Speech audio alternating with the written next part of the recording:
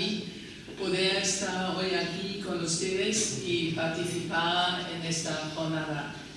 Y agradezco la confianza depositada en mí, cuya campo de investigación en el fondo es un poco ajeno a la historia de la economía, para hablar hoy sobre el aspecto de la difusión de la investigación de este prestigioso proyecto que es el FIPAC o el EPNET.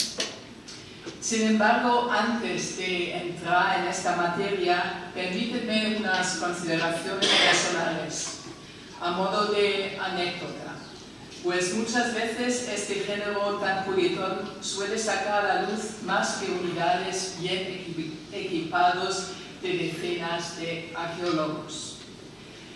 Era así en el año 1995, cuando una joven alemana recién licenciada volvió a Barcelona, ciudad en la cual había estado estudiando una parte de su carrera de historia gracias a una beca de la Dirección General de Relaciones Culturales y Científicas del Ministerio de Asuntos Exteriores de España.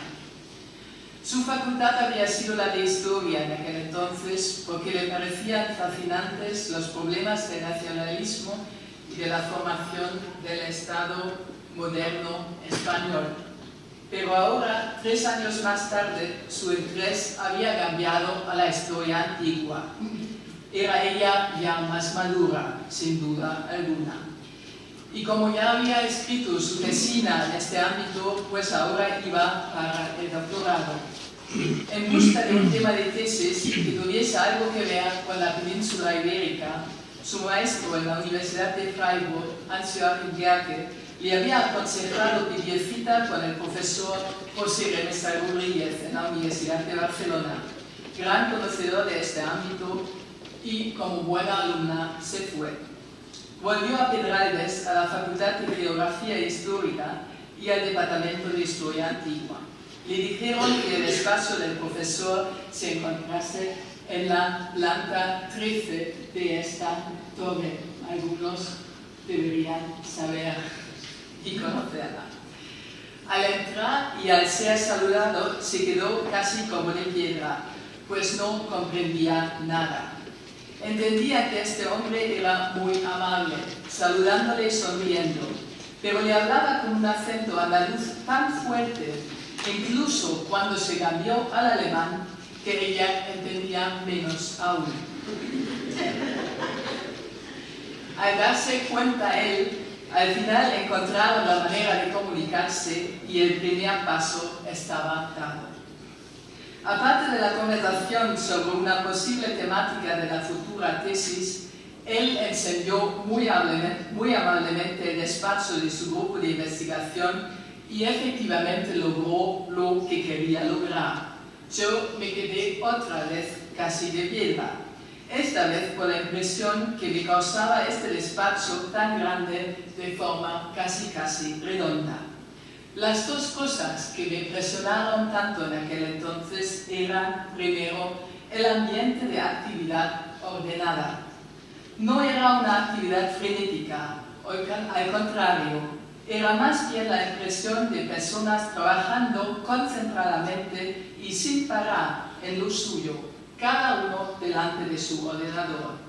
Cada uno en el puesto que le correspondía, uno dedicándose a estudiar serios, otro metiendo datos en la base de datos y un tercero corrigiendo pruebas de textos. Todos rodeados de unos ficheros enormes, y aquí vemos una imagen de todos estos en aquel entonces. Todos rodeados de unos ficheros enormes y en una estantería también ya se veía lo que iba a ser la futura colección Instrumenta, de la cual en aquel entonces solo existían 2 volúmenes. Y la otra cosa que me impresionó tanto era el ambiente de una hospitalidad cordial. Creo que puedo decir, sin exagerar, que cada científico que viene del extranjero al FIPAC dentro de poco se sentirá como en casa. No es solo el hecho de que nada más que llega uno le ofrecen también una mesa con ordenador y la comodidad de trabajar como en casa, sino también la amabilidad con la cual le inviten a uno a apuntarse a las comidas del mediodía y no solo a ellas, pero también al famoso jamón. Pues es costumbre que cada uno que haya terminado la tesis o, por ejemplo, tenido un hijo, con respecto al esfuerzo de dar a luz más que una vez, el paralelo parece más que justificado, pues uno compre para que lo disfruten todos juntos. Cada uno que ha pasado estancia de investigación en el extranjero sabe que muchas veces no es fácil integrarse allí, en otro departamento o en otro grupo de investigación. Sin embargo, en el SciPac sí que lo es. De hecho, desde esta primera visita he vuelto cada año. He visto crecer el equipo y la colección de libros y en vez de irme a Pedralbes, ahora me voy al Carrera Montalegre número 6. Aunque al final no me he dejado convencer para hacer la tesis en el ámbito de la historia de la economía romana, sí que estuve en el Monte Testaccio, en Roma. Hemos coincidido en coloquios internacionales y tenemos un programa Erasmus que permite a los alumnos de la Universidad de Barcelona estudiar hasta un año académico en la Universidad de Hamburgo y viceversa. De las colaboraciones solo quiero destacar aquí la ponencia de Antonio Aguilera sobre el cortejo triunfal del aceite de oliva bético de Córdoba a Roma y más allá en el Instituto Cervantes de Hamburgo en junio de 2014, la cual se convirtió luego en contribución de un libro. Así es que tal vez a una escala mínima soy un ejemplo de lo que les voy a hablar ahora, de la atractividad del SciPac y de la difusión de su investigación. En la página web se anuncia desde algunas semanas aniversario SciPac, 50 volúmenes instrumenta, 40.000 registros epigráficos, 20 años online y 26 campañas arqueológicas en el Monte Testaccio de Roma. Parece que con ello está todo dicho, pero vamos paso a paso y empezamos con lo que al parecer menos importancia tiene: el hecho que el SciPac está 20 años online. ¿Qué significa eso? Primero y antes que nada, que ha sido pionero en este ámbito, pues en el 1995 no es que había poquísima hasta nula presencia de un grupo de investigación de historia antigua en la red, es que simplemente no había. Y ayer supe que la Universidad de Barcelona misma iba online 2 años más tarde que el SciPac. O sea, fíjense. Nadie pensaba en utilizar este medio de comunicación recién nacido para comunicar lo que hacía.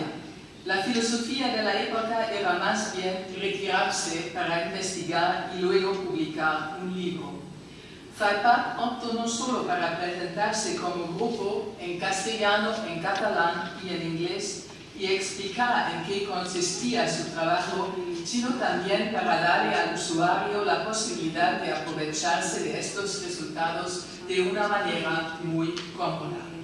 Aquí tenemos los miembros, un listado de estos de la Universidad de Barcelona, de universidades españolas y extranjeras. Están de manera por orden alfabético. Luego, por abajo, los países: Alemania, Brasil, Grecia, Inglaterra, Italia, Portugal, Rumanía y Tunisia. Los listados son un fiel reflejo de las múltiples cooperaciones y de la internacionalidad del grupo. Un rasgo característico suyo que tiene su origen también, entre otras cosas, en la presencia de los miembros en congresos tanto nacionales como internacionales, aquí visible en el apartado Novedades, o si prefieren de una manera más didáctica en la llamada Timeline. Este ofrece también las últimas publicaciones de los miembros del grupo que se puede descargar cómodamente en formato PDF y que luego pasan a formar parte de la biblioteca. Esta tiene la ventaja, además de ser un archivo espléndido de la producción científica, que es un archivo manejable, lo cual quiere decir que dispone de un buscador que facilita mucho la vida a la hora, por ejemplo, de haberse olvidado del autor o tener también la herramienta de buscar en el texto. Por lo demás, la página ofrece también una visión de conjunto de proyectos completados y activos y una página dedicada a la financiación de los proyectos que da testimonio de una larga trayectoria de investigación de calidad y reputación internacional. El Ministerio de Educación, Cultura y Deporte, ahora Ministerio de Ciencia y Innovación, ha financiado las excavaciones en el Monte Testaccio. Entidades como el Consiglio Nazionale delle Ricerche Italiano o el Landschaftsverband Rheinland han financiado proyectos derivados de allí y como culminación de todas estas subvenciones recibidos figura el European Research Council, que al profesor José Renesal concedió el proyecto Economic and Political Networks, uno de estos tan prestigiosos ERC projects. Eso se merece, creo yo, una vez más, unas sinceras felicidades y todo nuestro respeto. Entre los proyectos activos destacan, aparte del más reciente EPNET y el Testaccio, un corpus de sellos griegos, el estudio del material anfórico de Xanten y de Bregenz. Y finalmente, como debe ser, dispone la página de unos enlaces de grupos y proyectos de investigación como de herramientas para la investigación. Falta destacar que ahora la ya casi histórica presentación de SciPac últimamente ha sido ampliada por la presencia en las redes sociales. El proyecto EPNET está en Facebook ya con unos 367 likes y en Twitter dando a conocer de esta manera las últimas novedades casi en el acto. Y como acabamos de escuchar, todos ustedes están invitados a apuntarse. Si volvemos ahora a nuestra frase tan paradigmática del aniversario del SciPac y escogemos los 40.000 registros epigráficos, tenemos la famosa base de datos que ya nos ha presentado el profesor Buonapane esta mañana. Ella es sin duda alguna el corazón de la página y una herramienta extraordinaria de trabajo para los usuarios. Pero visto desde otra perspectiva, también son ahora los 50 volúmenes de... bueno, esto ya lo hemos visto todo. Y volvemos a hablar sobre los ahora ya 50 volúmenes de Instrumenta. Esta colección se ha creado para dar cauce a publicaciones relativas a la vida económica y social del mundo romano. Debido a esta intención, se ha recogido sobre todo los trabajos emanados del grupo, la mayoría de ellos dedicados al estudio de la epigrafía anfórica como base del estudio para la producción y comercio de alimentos. Estos trabajos han sido realizados dentro del proyecto Timbre Anforique de la Unión Académique Internacional y bajo el patrocinio de la Real Academia de la Historia de Madrid.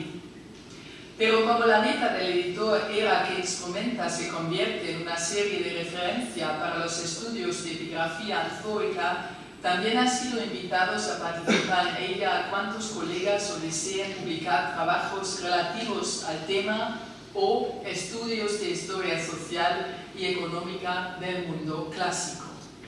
El primer volumen se publicó en el año 1993. El número 50 es este, y lo tenemos hoy y aquí sobre la mesa. lo cual quiere decir que durante 22 años han salido 2 o incluso 3 volúmenes cada año. Vamos a ver cuáles han sido los temas que se han abordado. Todo empezó con la publicación de la tesis de Víctor Revilla Calvo, un trabajo sobre la producción cerámica y economía rural en el Bajo Ebro en época romana. Un trabajo en cierto sentido paradigmático, pues partía del análisis de unas producciones cerámicas, ánforas, cerámicas comunes, recipientes de almacenaje y materiales constructivos locales, y de allí logró explicar las características y la organización de la economía rural en una región de la península ibérica. Otros estudios de casos en este sentido han sido los sobre el comercio de aceite bético y africano en Bretaña y en el Mediterráneo, editado por César Carreras y Pablo Funari, y por el mismo Carreras 2 años más tarde, la economía de la Bretaña romana, la importación de alimentos. También en la dirección de la economía apuntan las ventas por subasta en el mundo romano, la esfera privada de Marta García Morcillo, con esta portada tan sugerente, la economía de la Mauritania tibetana de Lluís Pons y Pujol, concentrándose en aceite, vino y salazones, y del mismo autor un volumen editado, el estudio comparado sobre la España y Galia. Last but not least se publicó en 2012 por primera vez tanto un título en inglés como un estudio sobre la misma Roma, Economic Evidence and the Changing Nature of Urban Space in Late Antique Rome, by Paul Johnson, que trata por primera vez la relación entre la distribución de los alimentos guardados en ánforas y la topografía de la ciudad entre los siglos III y VI. Tan ejemplar como el número 1 ha sido el número 2 de la colección, pues era el primero de por lo menos 6 volúmenes sobre un género epigráfico dejado al lado durante décadas, la epigrafía anfórica. Así, Piero Berni Bellet se dedicó primero a estudiar las ánforas de aceite de la Bética y su presencia en la Cataluña romana, y luego trabajó la epigrafía anfórica de la Bética, presentando además nuevas formas de análisis. Con respecto al panorama diacrónico, han salido estudios tanto sobre la época prerromana de los fenicios como sobre la antigüedad tardía. Además, destaca el volumen Epigrafía anfórica, editado por el mismo José Remesal, que recoge los resultados de un encuentro celebrado en Barcelona en el 2003 sobre epigrafía anfórica griega y latina. En él intervinieron los más reconocidos expertos del tema con la intención de crear las bases para desarrollar un sistema general en el tratamiento de estos tipos epigráficos que en aquel entonces serán estudiados y representados de modos muy diversos. Aparte de estos dos series, para llamarlo así, hay lo que es el corazón del trabajo de Zajpak, Los Tochos, sobre el Monte Testaccio en Roma. Salió el primero en el 1999, ahora ya vamos por el quinto, editados todos por José María Blázquez Martínez y José Remesal Rodríguez. Los volúmenes son un fiel reflejo de los datos relativos a las campañas de excavación realizados año por año en este octavo monte de Roma. En suma, ya llevan 26 campañas arqueológicas ahora. Ya hemos visto estas imágenes tan sugerentes hoy por la mañana en la bonita película. Y todos los que están aquí presentes saben qué tipo de trabajo es este.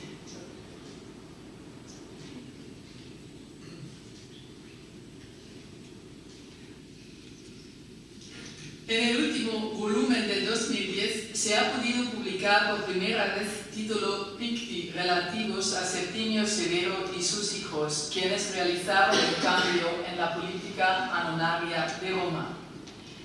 También me gustaría destacar otra serie más que está editada por José Remesal y dos colegas de historia antigua de la Universidad de Zaragoza, los catedráticos Francisco Marco Simón y Francisco Pinapolo.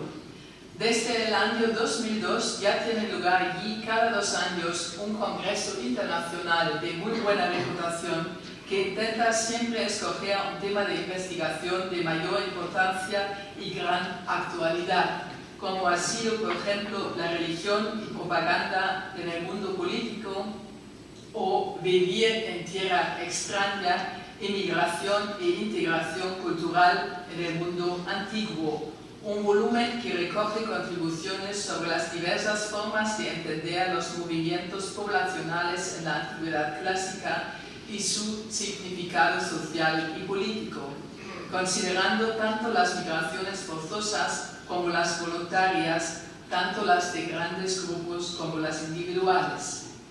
Y así en adelante. Hay tomos dedicados al modelo de la participación cívica en el mundo antiguo o a viajeros, peregrinos y aventureros en el mundo antiguo. Este último parte de la distinción muy interesante entre el turista y el viajero. Mientras el turista siempre sabe cuándo y cómo volverá a su hogar, el viajero se lanza a la aventura, sin conocer exactamente ni su ruta, ni siquiera si algún día regresará a su casa. En el mundo antiguo, el viaje siempre tenía un punto de descubrimiento, un componente intrínseco de aventura motivada por las condiciones de los desplazamientos muchas veces, por el desconocimiento de los lugares a los que el viajero pretendía arribar. Y si estas líneas han despertado su interés, verán que la página web ofrece no solo la posibilidad de informarse sobre cada volumen, pues en formato PDF tiene un índice y un capítulo de unos 20 páginas, sino también puedan adquirir los volúmenes muy cómodamente vía compra online.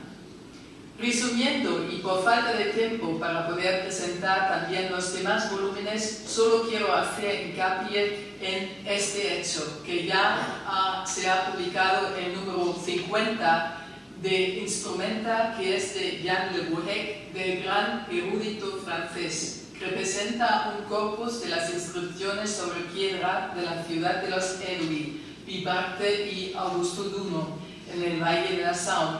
Un trabajo estupendo con fotos de buena calidad que no deja nada de desear. Así es que el número 50 refleja mejor que ningún otro la reputación internacional a la cual ha llegado esta colección, y solo le podemos desear que siga con su política tan eficaz y exitosa. En el año 2007 nos hemos permitido de presentarle al público de la revista online de reseñas alemana, a los Seepunkte, una selección de los volúmenes de Instrumenta, complementada por trabajos de los miembros de Zeitpack, publicado en otros editoriales. Los distintos volúmenes han sido reseñados por colegas de Alemania, de Brasil, de Francia y de Italia, y han recibido sin excepción muy buenas críticas. Se elogia tanto la metodología pionera del trabajo como su carácter transversal, la integración de resultados de excavación en un discurso histórico que solo de esta manera queda completo y coherente. También se subraya el hecho de que el análisis está mostrando un punto de vista muy distinto al de los llamados neoprimitivistas y que haya generado unas discusiones muy controversas. El hecho de que los trabajos sean percibidos y discutidos también se puede ver en la plataforma Academia Edu, lo cual se convierte cada día más, si lo queremos o no, en el medio de comunicación, atractivo no solo porque cada uno que se haga miembro puede colgar sus libros, sino también artículos, ponencias y tal, y para que los interesados luego los puedan descargar, sino también por sus estadísticas. Debido a ella, sabemos que los 19 libros y hasta 57 ponencias, para no extenderme más, que están colgados en la página personal de José Remesal, están entre los top de 1%. Dicho de otra manera, él tiene 6.359 seguidores y de momento 4.266 vistazos hechos a su presentación. De manera que en cuanto a la visibilidad en la red, en las redes sociales y plataformas, se puede resumir que ZIPAC es un grupo de excelencia que está al corriente de todo y que en este sentido no deja de desear nada. Todo ello, sin embargo, no es más que una herramienta, o mejor dicho, no son más que piezas que deben complementar el mosaico, que deben ayudarnos a explicar la historia económica. Para que se hagan una idea en qué medida los resultados del trabajo de ZIPAC generan un debate científico, les voy a dar ahora un ejemplo de mi país, de Alemania, donde José Remesal disfrutó de una beca de la prestigiosa Fundación Humboldt en la Universidad de Heidelberg, en el departamento llevado por Gesa Alferdi, con el cual iba a abrir en adelante una profunda amistad.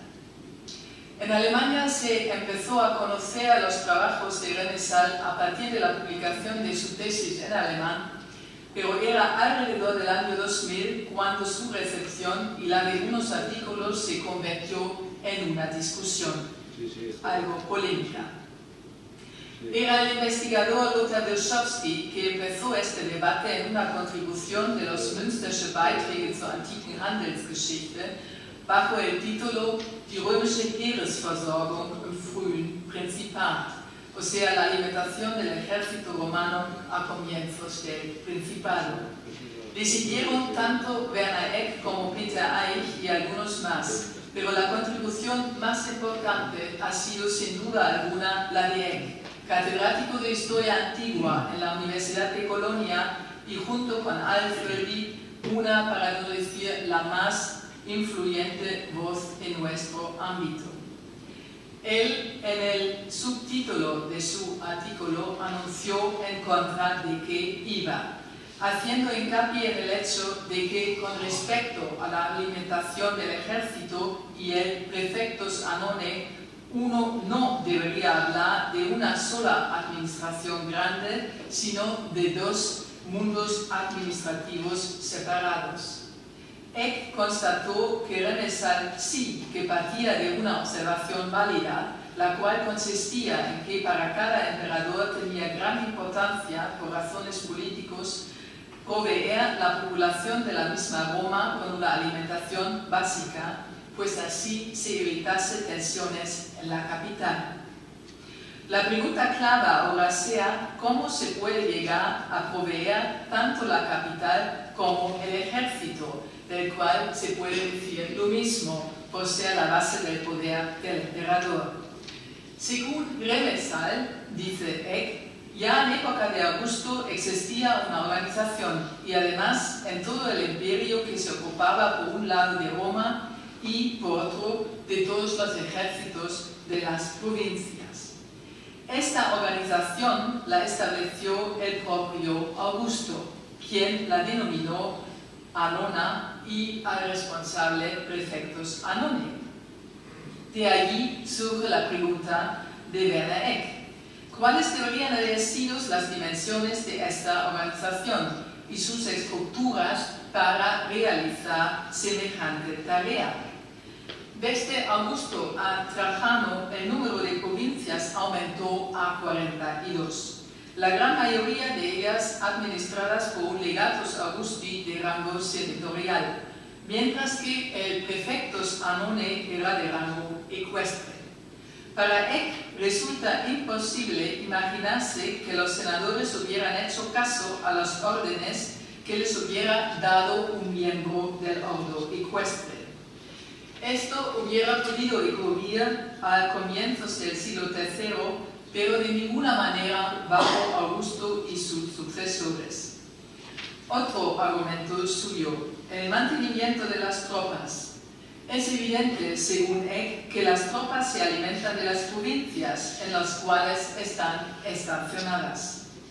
Por razones prácticas, no se puede imaginar que el jefe de la tropa estacionada, por ejemplo, en Germania, mande una carta al gobernador provincial, quien por su parte manda otra carta al prefecto Zanone en Roma, el cual entonces daría una orden cuánto trigo debe recibir esta tropa allí en Germania. Según Eck, este sistema no podía funcionar, pues este prefecto se hubiera coordinado centenares de legados y hubiera tenido un poder igual que el suyo. Debido a ello, no haya funcionado. Se trata más bien de un modelo moderno. Sin entrar más detalladamente en su argumentación, me paso directamente a sus conclusiones. Que la propuesta de Remesal, defendida no solo por él, sino también por la escuela creada por él, y con esta denominación Eck se refiere no solo a los alumnos directos, sino también a sus seguidores, como por ejemplo Peter Hertz, Theodor Kissel y otros, esté en contra de todo lo que conocemos sobre la administración del Imperio Romano. Que la pregunta que haya desarrollado Remesal, que ha sido la tarea de los funcionarios que estaban implicados en la provisión del ejército, es, sin embargo, de gran importancia y debe ser contestada. Pero que la respuesta debe ser otra, pues no tenemos testimonios directos que nos van guiando en esta dirección. Y que si fuera así de fácil, esta respuesta ya hubiera sido dada. Diría yo que podemos dejarlo aquí. Solo me queda añadir que Eck subraya el hecho que el análisis de los sellos por parte de Remesal y su equipo no admite ninguna duda. Todos estos estudios de casos los considera de gran validez y importancia. Pero parece que para él sea difícil de aceptar que sí que puede ser que un concepto que nos haga entender mejor el carácter de la economía romana sea de Barcelona, más allá del primitivismo o del modernismo, más allá de Estados Unidos y de Cambridge. Para resumir, esta tarde nos esperan las ponencias sobre EPNET, Economic and Political Network. El más reciente proyecto ya está en marcha. El equipo ha crecido otra vez. La informática tiene un papel más destacado aún. Y todo esto ya desde un principio parece tan perfecto que solo quedan palabras de felicitación. Solo una cosa me ha llamado la atención, un detalle que me hace pensar. Ahora está todo en inglés. Y la verdad que echo de menos el castellano, al fin y al cabo segunda lengua en el mundo. ¿No se me refería a estar allí también presente? El corazón del FAIPAC, como del EPNET, es el corazón de un andaluz. Las ánforas son de la Atlética. Y como esperemos todos que seguimos yendo, que siga la costumbre del jamón. Esperemos también que no se pierda este ambientillo tan estimulante, tan andaluz como catalán, o sea, español, tan riguroso como libre pensador, tan cordial como humano, pues tiene que ser así la base de la cual parte la ciencia. Muchas gracias.